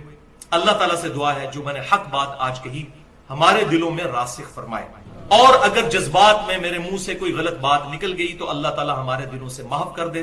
ہمیں کتاب و سنت کو سلف کے منہج کے مطابق سمجھنے اور دوسروں تک پہنچانے کی توفیق عطا فرمائے، اجماع امت کو حجت مانتے ہوئے، اور جب کبھی اللہ کی یاد لا الہ الا انت سبحانک انی کنت من الظالمین سورۃ الانبیاء میں آیا، اور اللہ تعالیٰ نے فرمایا سورہ الصفات میں کہ اگر یونس اس دعا کے ساتھ ہمیں یاد نہ کرتا، ہائے ہائے، تو پھر اسی دن مچھلی کے پیٹ سے نکالا جاتا جس دن کے مردے نکالے جائیں گے، یعنی قیامت تک، یعنی وہ مچھلی یونس کی قبر بن جاتی اگر وہ یہ دعا نہ کرتا. اس سے کئی رزلٹ نکلے. ایک تو رزلٹ یہ نکلا کہ یہ دعا اللہ کو اتنی محبوب ہے کہ وہ اللہ جس کا جلال اتنا ہے کہ وہ اپنے پیغمبر کو بھی کہہ رہا ہے کہ تو نے قیامت والے دن ہی نکلنا تھا، کہ مجھے اتنا غصہ ہے تیرے اوپر، گناہ کے اوپر نہیں، لغزش کے اوپر، وہ غصہ بھی ٹھنڈا ہوگا. اس لیے میں کہتا ہوں سب سے بیسٹ استغفار جو آئے ہیں ان میں سے ایک لا الہ الا انت سبحانک انی کنت من الظالمین ہے. اور جامعہ ترمذی میں حدیث ہے جو شخص بھی یونس کی دعا کے ساتھ اللہ کی طرف متوجہ ہوا اللہ اسے معروم نہیں لوٹائے گا. یہ اسماء اعظم میں سے ہے، اور قرآن میں بھی ہے کذالک ننجی المؤمنین، مومنین کو بھی ہم نجات دیں گے جو یہ یونس کی طرح دعا مانگے گا. یہ تو قرآن میں بھی ذکر ہے. لا اچھا اس کی دیکھیں ترجمہ کتنا پیارا ہے، لا الہ الا انت، کوئی معبود نہیں سوائے تیرے، سبحانک، اللہ تو غلطیوں سے پاک ہے، انی کنت من الظالمین، میں تو انسان ہوں، غلطیاں کروں گا. یار اس سے بہتر انداز ہو سکتا ہے کہ یا اللہ تو غلطی اس لیے نہیں کرتا کہ تو پاک ہے، تو پاک تو صرف تو ہے، مخلوق تو اس لیول پہ پاک ہو ہی نہیں سکتی. اس لیے ورنہ تو ہم مخلوق کو بھی سبحان پیغمبروں کے ساتھ بھی لگا رہے ہوتے ہیں. انسان جتنا بھی پرفیکٹ ہو پاک نہیں ہو سکتا. انبیاء کو اللہ نے گناہوں سے پاک کیا ہے, لغزشیں ان سے بھی ہوئی ہیں. حضرت آدم علیہ السلام سے لغزش ہوئی ہے, نوح علیہ السلام نے کافر بیٹے کے لیے دعا کی ہے, موسیٰ علیہ السلام سے بندہ مر گیا, نبی علیہ السلام کی 4 لغزشیں قرآن میں ذکر ہوئی ہیں. غزوہ احد پہ بددعا نکل گئی تھی زبان سے, تو وہ سورہ آل عمران میں آیا کہ آپ کو کوئی اختیار نہیں ہے, آپ نے بددعا دی ہے, اللہ چاہے تو ان کو ہدایت دے. اور پھر اسی خالد بن ولید کو ہدایت بھی مل گئی, اور اسی مبارک زبان سے جس سے بددعا ملی تھی سیف اللہ کا لقب بھی مل گیا. ٹھیک ہے, یہ سب اللہ کے اختیار ہے.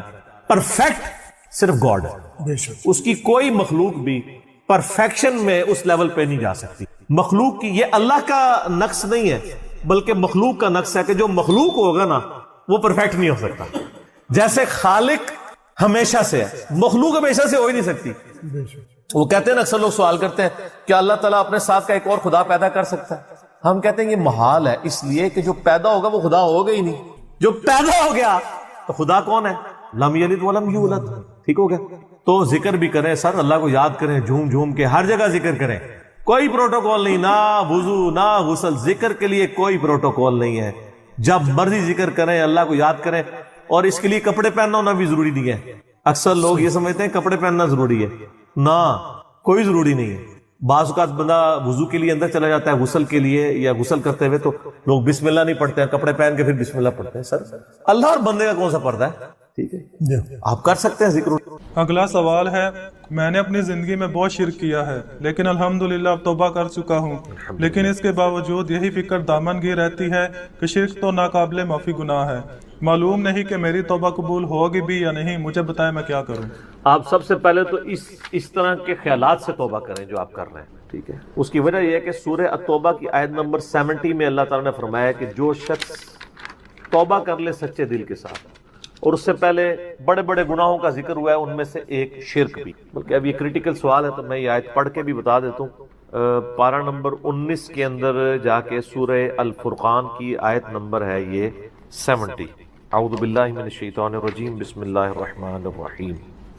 ہاں جی, یہ آ گیا. والذین لا يدعون مع اللہ الہا آخر, یعنی اللہ تعالیٰ اہل ایمان کی نشانی بتا رہا ہے کہ وہ ایسے لوگ ہیں کہ وہ اللہ کے ساتھ کسی اور کو الہ کے طور پر نہیں پکارتے. ولا يقتلون النفس التي حرم اللہ الا بالحق, اور کسی جان کو ناحق قتل نہیں کرتے. ہاں بفتوی شریعت والا معاملہ علیحدہ ہے, یعنی قتل کے بدلے قتل, وہ بھی گورنمنٹ کا جوڈیشری کا کام ہے, آپ نے خود نہیں کرنا. ولا یزنون, نہ زنا کرتے ہیں. ومن یفعل ذلک یلقى اثاما, جو کوئی یہ 3 گناہ کرے گا ان قریب ان کا عذاب چکھ لے گا.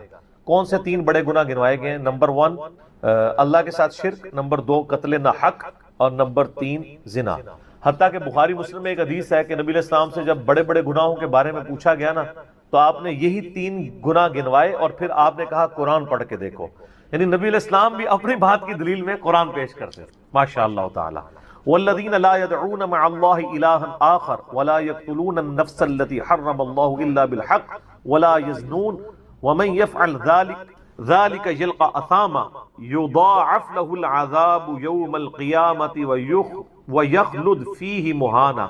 جو یہ 3 گناہ کرے گا اس کے لیے عذاب دگنا کر دیا جائے گا قیامت میں, اور وہ ذلیل و خوار کر کے آگ میں یعنی جھونکا جائے گا. الا من تاب, ہاں اگر کوئی ان گناہوں سے توبہ کر لے. کون سے؟ نمبر 1 شرک, نمبر 2 قتل ناحق, اور نمبر 3 زنا. وآمن وعمل عملا صالحا, اور ایمان لے آئے, یعنی ایمان تو پہلے بھی ہوگا نہیں, صحیح والا ایمان, اور نیک عمل کرے. فاولئک یبدل اللہ سیئاتہم حسنات, تو پھر ایسے شخص کے گناہوں کو بھی اللہ تعالیٰ نیکیوں سے بدل دے گا. صرف معافی نہیں سر, جتنے بڑے بڑے گناہ تھے اسی لیول کی بڑی بڑی نیکیاں. وکان اللہ غفور الرحیم, اور اللہ تعالیٰ تو بخشنے والا مہربان ہے. ومن تاب وعمل صالحا, جو کوئی توبہ کرے اور نیک اعمال کرے.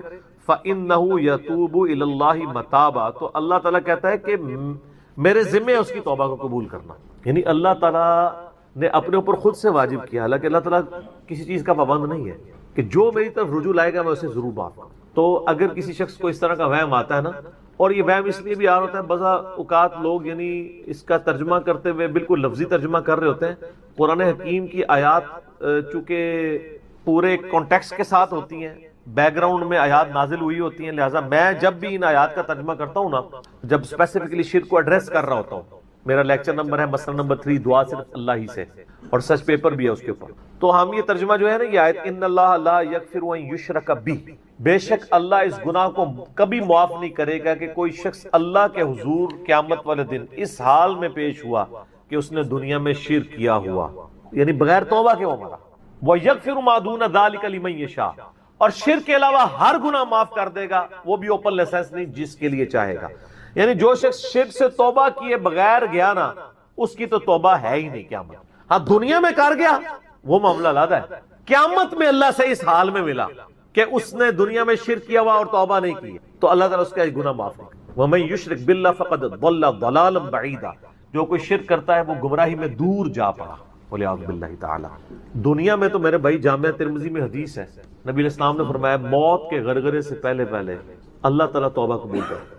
موت کے غرغرے سے مراد ہے نزع کا عالم طاری ہونے سے پہلے، جب کسی کو موت نظر آ گئی نا، اب وہ توبہ نہیں کر سکتا۔ تو قرآن حکیم میں ہے نا، فرعون جب ڈوبنے لگا تھا تو اس نے کیا کہا تھا، میں ہارون اور موسیٰ کے رب پر ایمان لاتا ہوں، بنی اسرائیل کے رب پہ، تو اللہ تعالیٰ نے کیا فرمایا تھا، الآن، اب لایا ایمان، حالانکہ ایمان تو لے آیا تھا، وہ غرغرہ تو وہ لے ہی رہا تھا نا، غوطہ تو کھا رہا تھا نا۔ تو موت کے غرغرے سے مراد ہے نزع کا عالم طاری ہونے سے پہلے۔ اور اس میں ایک پوائنٹ کئی دفعہ ہائی لائٹ کر چکا ہوں، یہاں پہ بھی کر دوں، اگر آپ کو کسی شخص کے بارے میں یہ پتا چل جائے نا کہ اس کو لا علاج بیماری لگ چکی اور وہ اب کچھ عرصے میں ایکسپائر ہو جائے گا، جیسے کینسر ہے، یعنی ہم نے یہ لرن کر لیا نا کہ کینسر جب 3rd سٹیج کے اوپر پہنچ جاتا ہے تو وہ انسان بچتا نہیں ہے۔ جس شخص کو کینسر ہوا ہے، یا سپوز اس کے گردے فیل ہو گئے، یا دل بالکل ایج پہ پہنچ چکے، ایسے لوگوں کو یعنی پاکستان انڈیا میں تو لوگ چھپاتے ہیں کہ پہلے ہی نہ کہیں مر جائے وہ سن کے۔ کتنی حیران کن بات ہے کہ مسلمان جس کے لیے موت ایسٹ ہونی چاہیے، چلو کافر کو تو سمجھ آتا ہے، اس نے تو دنیا ہی کمائی ہے نا، مسلمان بھی یعنی مرنے سے پہلے مر جاتے ہیں موت کا سن کے، ایسا تو نہیں ہونا چاہیے اصولاً۔ اور یہ ٹانٹ اللہ نے قرآن پاک میں یہودیوں کو دی ہے سورہ جمعہ کے اندر، کہ کہتے ہیں نا اللہ کے بڑے چہیتے ہیں، ان کو کہو کہ تم موت کی تمنا کرو اگر تم سچے ہو، اگر تم اللہ کے چہیتے ہو تو پھر موت تو تمہارے لیے خوشخبری ہونی چاہیے، لائبلٹی نہیں ہونی چاہیے، ایسٹ ہونی چاہیے۔ اب یہی تان ہمیں بھی آ رہا ہے، مسلمان کی حالت نہیں ہونی چاہیے، اس کو موت کا پتہ چلے تو جناب وقت سے پہلے ہی مرنے کی کوشش کرے۔ تو لیکن آپ یورپ امریکہ میں اگر کسی کو بیماری ہو نا، اس کو بتا دیا جاتا ہے کہ سر پلان کر لیں، 6 مہینے ہیں، اور 6 مہینے بھی ان کے پلان ہیں، وہ 6 سال بھی ہو سکتے ہیں، 6 گھنٹے بھی ہو سکتے ہیں، وہ تو اللہ کی مرضی ہے، وہ ایک ایسٹیمیٹ بتاتے ہیں۔ یہاں پہ لوگ چھپا لیتے ہیں، اس کا نقصان یہ ہے کہ نہ وہ اپنی لائف کو یعنی کوئی وراثت کے پوائنٹ آف ویو سے مینج کر سکتا ہے، اور سب سے بڑھ کے اسے توبہ کی طرف آپ کو لانا چاہیے۔ میں تو کہتا ہوں جی کسی کو کینسر ہو گیا ہے، ابھی اس میں موت کا غرغرہ نہیں آیا، کوئی کینسر ہوا ہے نا، پتہ نہیں کب مرنا ہے، ٹھیک ہے نا، نزع کا عالم بھی نہیں ہے، اس کو سب سے پہلے بتائیں کہ بھئی تمہیں لا علاج بیماری ہے، تمہاری ڈیتھ کسی بھی وقت ہو سکتی ہے، اللہ کی طرف رجوع لاؤ۔ سر اس نے پوری زندگی بھی عیاشی کی تھی نا، وہ اپنی آخرت مینج کر سکتا، وہ تو خیر کر سکتا ہے، ہمیں بھی اپنی آخرت مینج کرنی چاہیے، روزانہ مرنے سے پہلے توبہ کرنی چاہیے۔ روزانہ ہم مرتے ہیں نا، صحیح بخاری میں حدیث ہے نا، نبی علیہ السلام رات کو سوتے ہوئے کیا دعا مانگتے تھے، اللہم باسمک اموت و احیا، میں تیرے نام پر مرتا اور جیتا ہوں، یعنی سوتا اور جاگتا ہوں، کیونکہ صحیح بخاری میں حدیث ہے موت جو ہے وہ نیند کی بہن ہے۔ اور جب آپ صبح اٹھتے ہیں تو وہ بھی صحیح بخاری میں دعا ہے، الحمدللہ الذی احیانا بعد ما اماتنا والیہ النشور، تمام تعریفیں اس اللہ کے لیے ہیں جس نے مجھے مرنے کے بعد زندہ کیا، یعنی موت کے بعد زندہ، اور میں نے پلٹ کے اس کی طرف جانا ہے۔ تو رات کو سونے سے پہلے توبہ کریں، اور سب سے بیسٹ توبہ تو وہ بخاری مسلم میں حدیث ہے، جس نے رات میں سورۃ البقرہ کی آخری 2 آیات پڑھ لی، اسے ہر چیز سے کفایت کر جائیں گی۔ آمن الرسول بما انزل الیہ من ربہ والمؤمنون کل آمن باللہ وملائکتہ وکتبہ ورسلہ لا نفرق بین احد من رسلہ وقالوا سمعنا واطعنا غفرانک ربنا والیک المصیر لا یکلف اللہ نفسا الا وسعها آنورڈ۔ اس میں تجدید ایمان بھی ہے، اللہ پر ایمان، کتابوں پر، فرشتوں پر، اس کے بعد دعائیں ہیں، ربنا لا تؤاخذنا ان نسینا واخطانا، اس کے اندر توبہ شامل ہے۔ سب سے بیسٹ تجدید ایمان جو ہے سورہ بقرہ کی آخری 2 آیات ہیں، اور یہ ہمارے وظیفے میں ہم نے بلو کارڈ کے اوپر بھی لکھا ہے کہ نبی علیہ السلام نے فرمایا، اور یہ حدیث بخاری مسلم دونوں میں، جو شخص رات کو سونے سے پہلے سورۃ البقرہ کی آخری 2 آیات پڑھ لے، اس میں جو کچھ اللہ سے مانگا ہے وہ اس کو دے دیا جائے گا، یہ بھی الفاظ ہے۔ تو اس میں کیا کچھ مانگا ہوا ہے؟ تو تجدید ایمان۔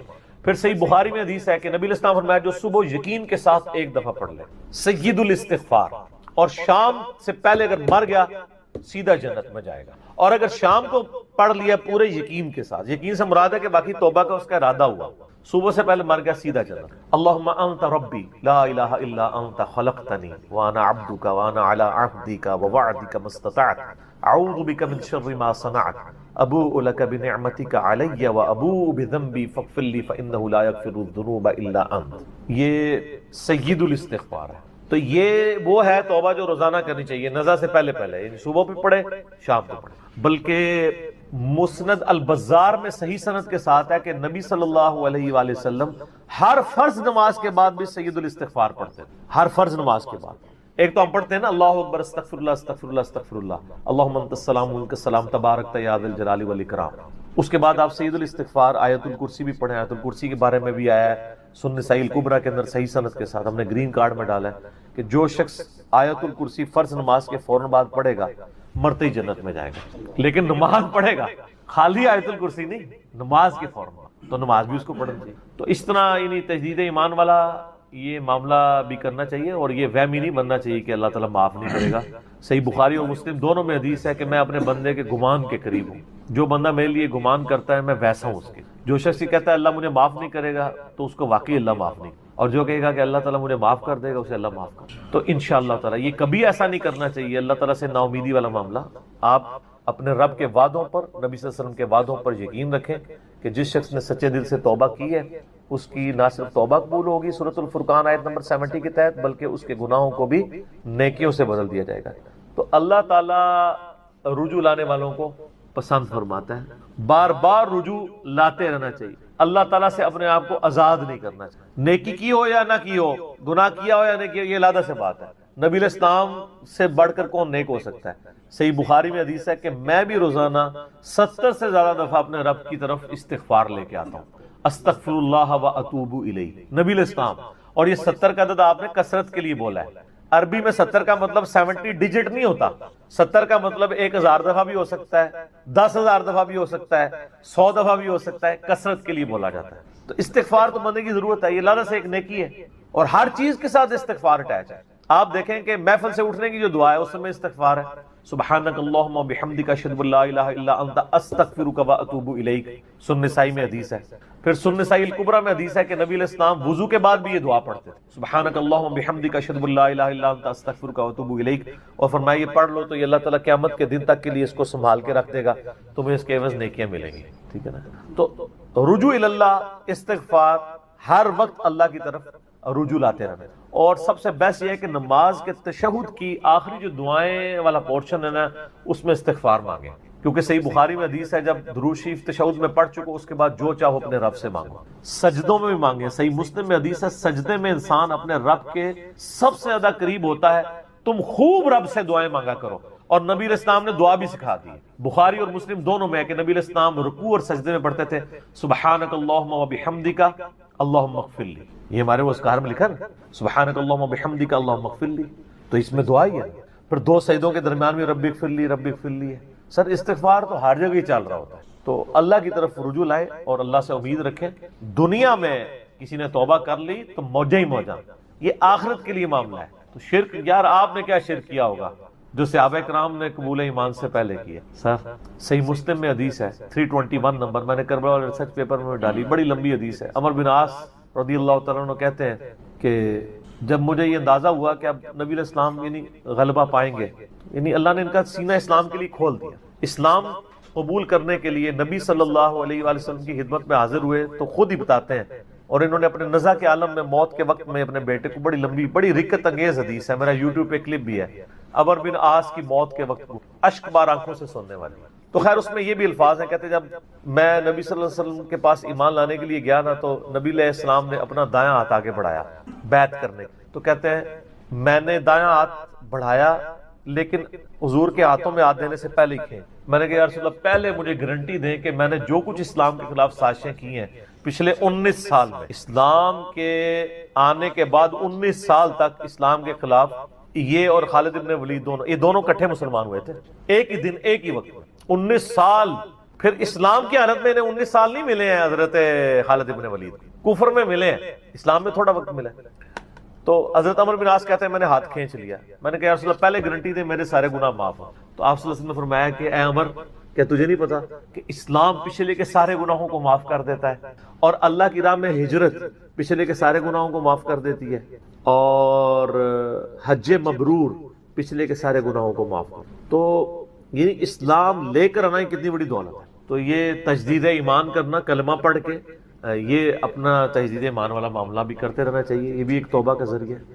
اللہ سے امید رکھیں، اللہ کو اصل میں باغی پسند نہیں ہے، جو گناہ کر کے توبہ کر لیتے ہیں نا وہ اللہ کو بڑے پسند ہیں، اتنے پسند ہیں کہ ایک بڑی عجیب و غریب روایت ہے صحیح بخاری اور مسلم میں، صحیح مسلم میں زیادہ ڈیٹیل ہے کہ نبی علیہ السلام فرماتے ہیں اگر تم گناہ کرنا چھوڑ دو گے تو اللہ تعالیٰ تمہیں ختم کر دے گا، اور ایسی مخلوق لے کے آئے گا کہ جو گناہ کرتی ہو اور اللہ ان کو معاف کر کے خوشی محسوس کرے۔ اچھا اس کو بعض لوگوں نے دوسری طرف لے لیا، ان کا جی اللہ تعالیٰ گناہوں سے بڑا خوش ہوتا ہے۔ نہیں نا، اصل میں یہ بتانا چاہ رہے تھے نبی صلی اللہ علیہ وآلہ وسلم کہ انسان کے اندر بلٹ ان فالٹ رکھا گیا ہے کہ وہ غلطی کرے گا۔ اصل مسئلہ یہ ہے کہ وہ آدمی بنے۔ آدم نے اپنی غلطی کو جسٹیفائی کیا نہیں، جب غلطی کی تو کیا کہا؟ ربنا ظلمنا انفسنا وان لم تغفر لنا وترحمنا لنکونن من الخاسرین، معاف کر دیا اللہ نے۔ شیطان نے اپنی غلطی کی جسٹیفیکیشن دینا شروع کر دی، میں ایسے بہتر ہوں، تو نے اس کو مٹی سے بنایا، مجھے آگ سے بنایا ہے، میں اس کو کیسے سجدہ کروں۔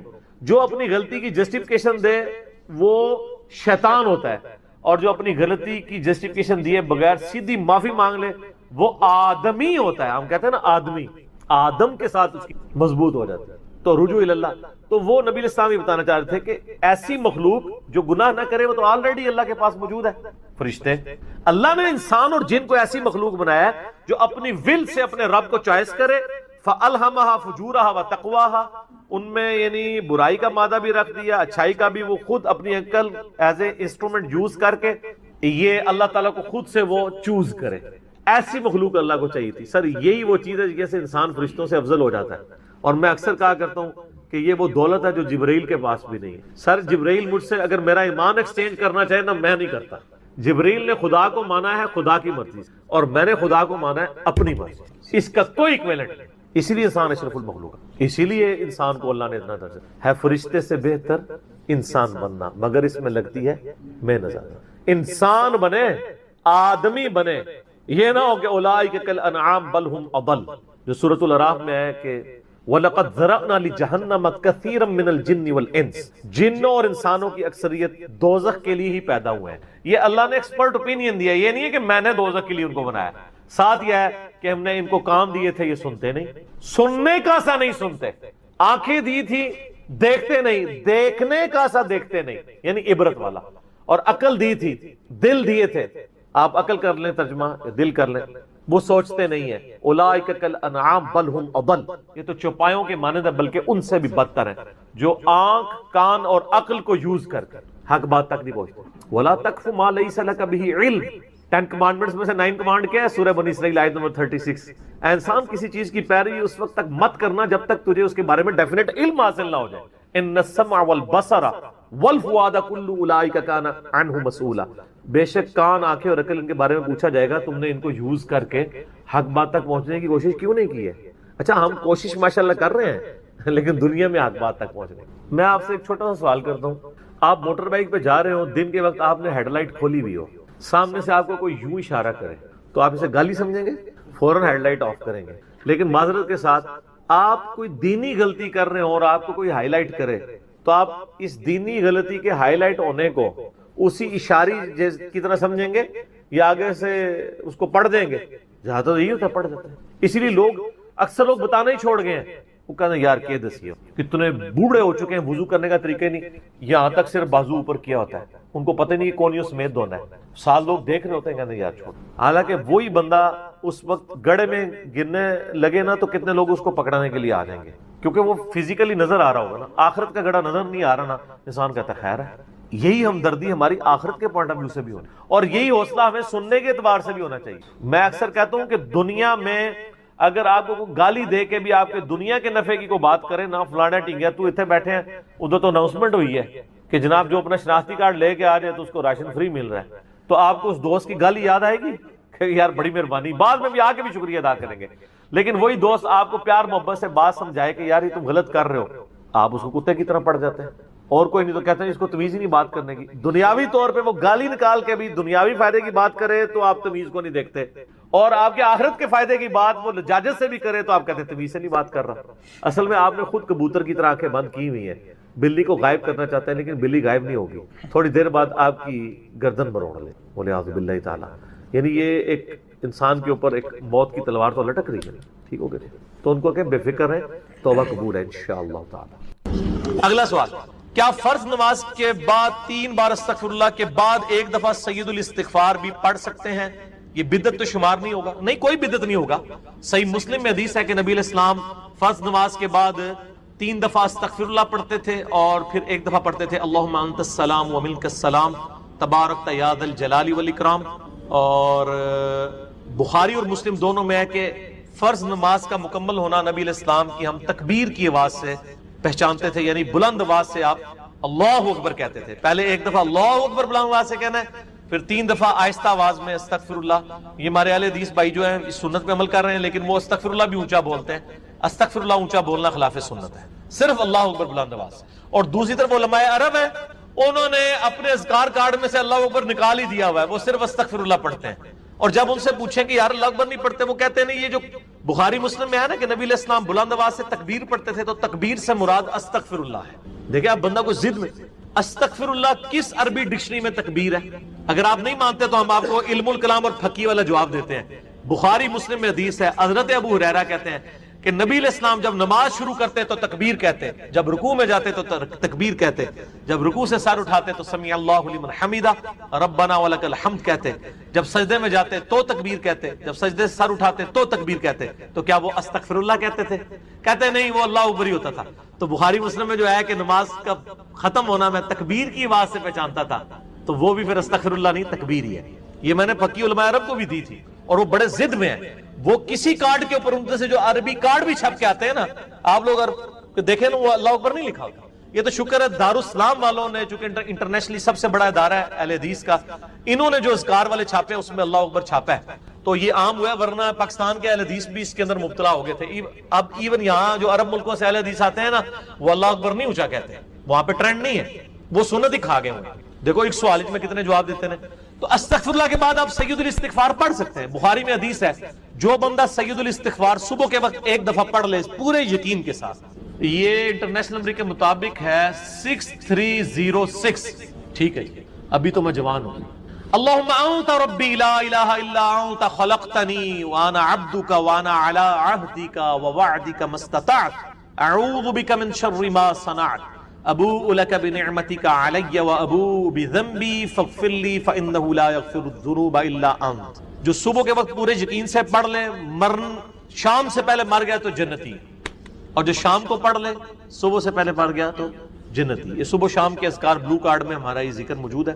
آپ یہ سید الاستغفار فرض نماز کے بعد پڑھ سکتے ہیں، بلکہ سنت بھی ہے. گرین کارڈ میں ہم نے نہیں ڈالا ہوا، جگہ نہیں تھی. مسند البزار میں صحیح سند کے ساتھ یہ حدیث موجود ہے کہ نبی علیہ السلام فرض نماز کے بعد بھی ایک دفعہ سید الاستغفار پڑھتے تھے. تو نہ صرف یہ جائز ہے بلکہ سنت ہے. اور میں الحمدللہ فرض نماز کے بعد جو آیت الکرسی کا وظیفہ ہے، باقی اذکار ہیں، تو میں سید الاستغفار ہر فرض نماز کے بعد پڑھتا ہوں کیونکہ نبی علیہ السلام کی سنت تھی. سید الاستغفار بھی اور 3 دفعہ استغفر اللہ لادا سے اور اللہم انت السلام منک السلام اور باقی اذکار. اور یہ تو میں صرف سمجھانے کے لیے کہہ رہا ہوں، یہ تو آپ گن بھی نہیں سکتے. قرآن پاک میں اللہ تعالیٰ نے فرمایا نا کہ اللہ کی نعمتیں اتنی زیادہ ہیں کہ تم انہیں شمار کرنا چاہو تو شمار بھی نہیں کر سکتے. تو وہاں سے اللہ تمہیں رزق دے گا، تمہیں گمان بھی نہیں. اب رزق کے لیے ضروری نہیں ہے کہ آپ کے پاس مال و دولت اور آپ کے ایسٹس بڑھ جائیں. یہ بھی اللہ تعالیٰ کا بہت بڑا رزق ہے کہ آپ کے پاس جو تھوڑے بہت ایسٹس ہیں وہ سلامت ہیں. کسی ایک میڈیکل کیس کسی گھر کے اندر 1 کروڑ پڑتی بندے کو بھی لا کے زیرو پہ کھڑا کر سکتے. آپ کی زندگی میں کئی ایسے کیسز ہوئے ہوں گے، جدادیں تک بک جاتی ہیں. اور مجھے واصف علی واصف صاحب کی بات یاد آ گئی. وہ کہتے ہیں میں وہ مسجد میں بیٹھا ہوا تھا تو ایک بندے کو میں نے دیکھا کہ وہ دعا مانگ رہا ہے کہ یا اللہ 25 سال پہلے جو میں نے دعا تو سے کی تھی وہ واپس لے لے، بس یہ دعا کر رہا ہے. کہتے ہیں وہ فارغ ہوا تو میں نے اس سے پوچھا کیا ہوا؟ اس نے کہا جی 25 سال پہلے میں نے اللہ سے رو رو کے ایک بیٹا مانگا تھا، میری بیٹی ہی تھی صرف، اور وہ بیٹا میرے گاٹے فٹ ہو گیا، یعنی وہ نشے میں مبتلا ہو گیا، سارا گھر کا مال اس نے بیچ دیا، مجھے کنگال کر دیا. تو میں اللہ سے کہہ رہا ہوں یا اللہ یہ اولاد واپس ہی لے لے. تو یہ بھی تو ہو سکتا ہے. سورہ توبہ میں آتا ہے، اللہ تعالیٰ آتا ہے اپنے جو فاسق و فاجر لوگوں کے بارے میں کہ اللہ تعالیٰ چاہتا ہے کہ ان کی اولاد کو ہی ان کے لیے عذاب بنا، اولاد بھی عذاب بن سکتی. اسی لیے میں دعا کیا سکھائی گئی ہے، ربنا ھب لنا من ازواجنا وذریاتنا قرۃ اعین وجعلنا للمتقین اماما. اے اللہ ہماری بیویوں اور ہماری اولاد میں آنکھوں کی ٹھنڈک بنا اور ہمیں پرہیزگاروں کا امام بنا، ہماری آنے والی نسلیں پرہیزگار ہوں، ورنہ یہ تو مصیبت بھی گلے پڑ سکتی. تو ایک میڈیکل